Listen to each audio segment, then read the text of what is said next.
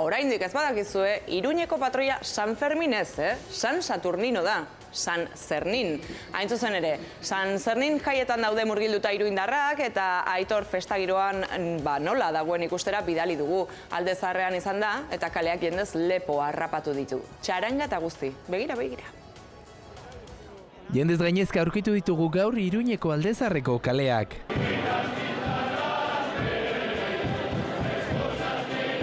Gaur Iruñean jaieguna da eta ikusi dezakezuen bezala, musika txoko guztietan aurkitu ahal izan dugu eta adibiderik onena da, hemen aurkitu dugun talde hau, hemen daukagun Francisco Seminario pasabidean.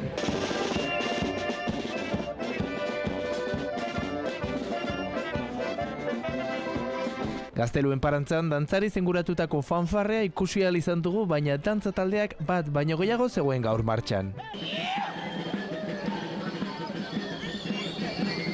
Tiko alaiak elkartekoak.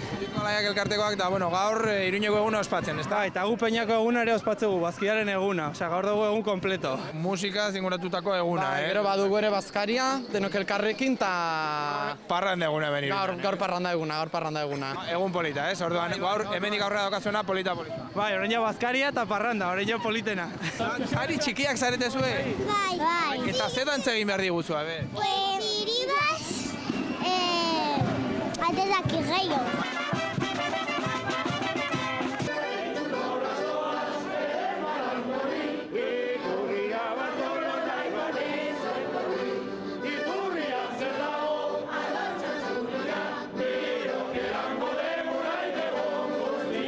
Dantzariak ikusi ditugu ere txarangak, denetarik erraldoiak dena, eta zuek ez zaete faltatu, ez da? Kantatu ere, kantatu ez. Ez dugu falta behar.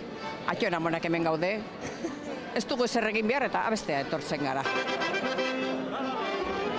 Bueno, Mikel, guzti hau zuzentzen, Iruña kantu zuzentzen, ze nolako giroan, Iruñean behin zuzentzen dut eta bai, oso gustora betu.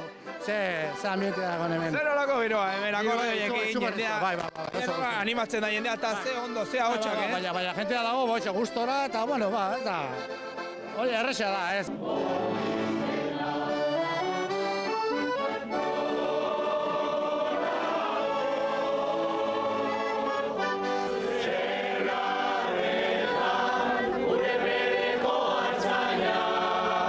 Ze gustora, ez da? Ze giro polita. Ni, ematen du, gaztea naizela, hori kantatzen. Boga, marinela, ez da? Venga, ya non aurkitzen dugu. Venga, a ver. Una bestera, ez da? Urrutira.